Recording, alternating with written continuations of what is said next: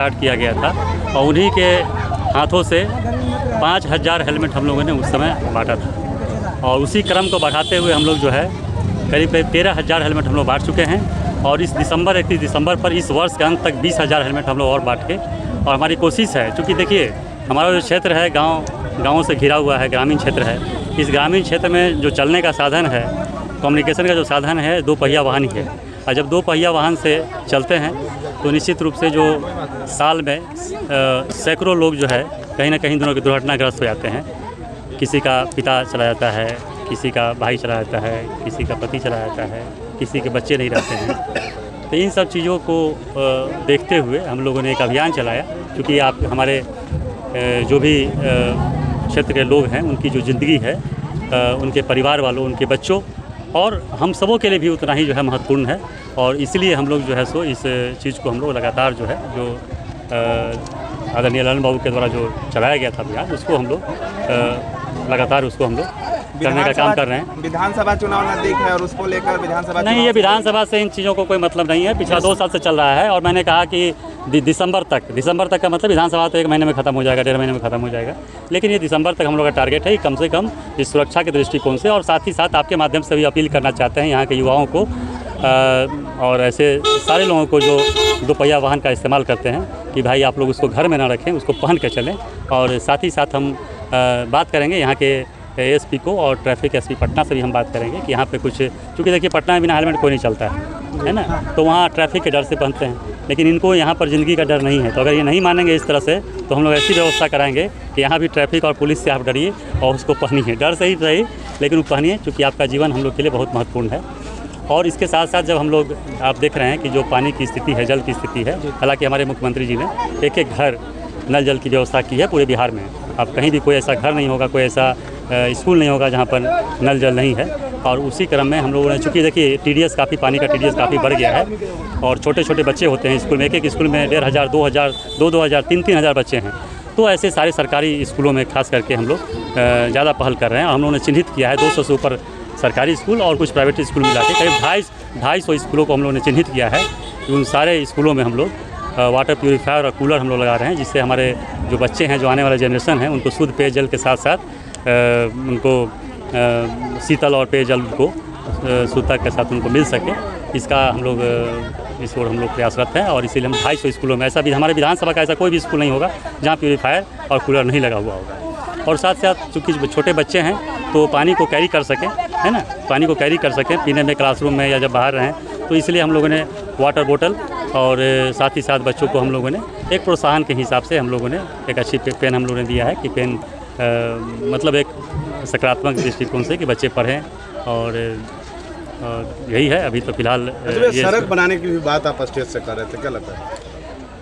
क्यों नहीं, देखिए आप लोग का साथ, आप मीडिया कर्मियों से भी आप लोग हम कहना चाहते हैं, आप लोग जो है जो 4 जो स्तंभ है उसमें एक स्तंभ आप मीडिया कर्मी में है और कलयुग के देवता भी आप बोले जाते हैं। तो आप जो है इन जो सवाल है इसको आप लोग उठाइए।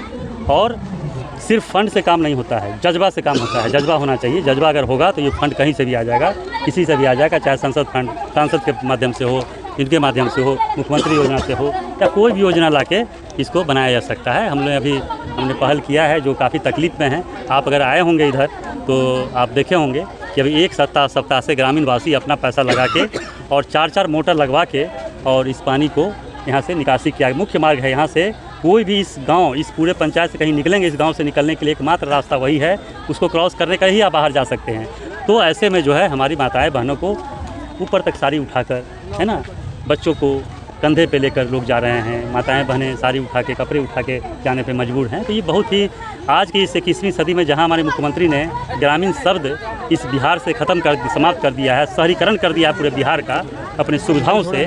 और ऐसी स्थिति में 21वीं सदी में अगर ऐसी स्थिति है कि महिलाएं घर से नहीं निकल पा रही हैं, और महिलाओं के उत्थान के लिए आज हमारे मुख्यमंत्री ने, आप देखिए कितनी योजना बनाई, जन्म से लेकर मृत्यु तक का योजना है, जहाँ पर आज कहा जाता था कि महिलाएँ जो है तो देखिए साइकिल योजना हो, ड्रेस पोशाक योजना हो, कई तरह की योजनाएं शुरू से जब से नीतीश जी आए बुलाए, आज आप देख लीजिए, हमको कहते हुए बहुत गर्व हो रहा है कि जो महिलाओं को लोग कहते थे कि पुरुष घर से नहीं बाहर निकलने दे रहे हैं, पुरुष जो है सो उनको सताते हैं, उनको घर के अंदर बंद कर कैद करके रखते हैं, तो ये आज देख लीजिए उस नीतीश जी ने, आज हमारे मुख्यमंत्री ने उनके सोच ने आज क्या कर दिया बिहार के महिलाओं को कि आज पूरे भारतवर्ष में सबसे ज़्यादा महिला हमारे बिहार में पुलिसकर्मी में अगर भर्ती हुई है तो इस बिहार से हुई है। और आज जो लोग सताते थे या जो कुंठित मानसिकता था कि अपने महिलाओं को घर से बाहर नहीं निकल रहे थे, आज उन सबों की जो है सो ज़िंदगी सुरक्षा जो है उन्हीं महिलाओं के हाथ में आज नीतीश कुमार ने दे दिया है ना। तो ये बहुत गर्व की बात है आज महिलाओं के लिए किया है। तो निश्चित रूप से हम बताना चाहते हैं, रोड क्या ऐसा कोई भी समस्या नहीं है जिसका निवारण जो है सो अगर हम और आप सब लोग चाह लें, यहाँ की जनता चाह लेगी तो नहीं हो सकेगा, है ना।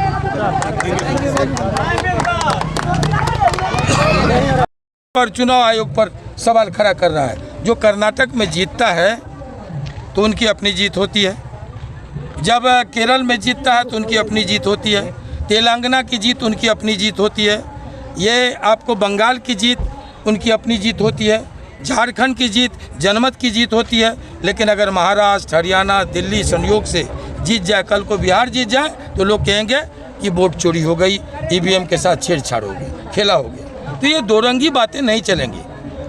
आप सबूत पेश कीजिए। लोकतंत्र में अगर वोट की चोरी हो रही है तो ये बहुत ही गंभीर विषय है। हम लोग स्वतंत्रता सेनानी परिवार से हैं। इस मुल्क की आज़ादी और लोकतंत्र के लिए हमारे पुरखों ने लड़ाई लड़ी। मैं दूसरी आज़ादी का सिपाही आपके बीच खड़ा हूँ। जब 1974 से 77 तक इस देश में इमरजेंसी थोपी गई, अभिव्यक्ति की आज़ादी पर को कैद किया गया, सेंसरशिप की तलवार लटकाई गई, न्यायपालिका पर भी पहरा बिठाया गया, पूरे देश को कारागार में तब्दील करके शीर्ष लीडर लोकनायक जयप्रकाश नारायण, आपको चंद्रशेखर, ये मोरारजी देसाई, राजनारायण सहित यहाँ भी नीतीश कुमार, आनंद मोहन, सुशील कुमार मोदी, वशिष्ठ नारायण सिंह सब जेल में डाल दिए गए थे। तब हम लोग खड़े हुए थे, दूसरी आज़ादी के जंग के लिए लड़े थे। 19 महीना इमरजेंसी के जेल में बिताए थे। तो ये देश बहुत सहिष्णु है, बहुत संवेदनशील है। ये सब बातें नहीं चलेंगी। सर क्या लगता है, बाढ़ में सर 20 वर्ष से लगातार एनडीए के विधायक है, लेकिन बीके सिंह को ये सब कहना पड़ता है सड़क हम बनवाएंगे, क्या लगता है सर? अच्छा चलिए नहीं, ये सब सड़क बनाएंगे, जब प्रतिनिधित्व का मौका मिलेगा तो बाढ़ को चमकाएंगे। बीके सिंह के लिए भी बोल दीजिए सर, बीके सिंह के लिए बहुत बात बोले, बहुत बात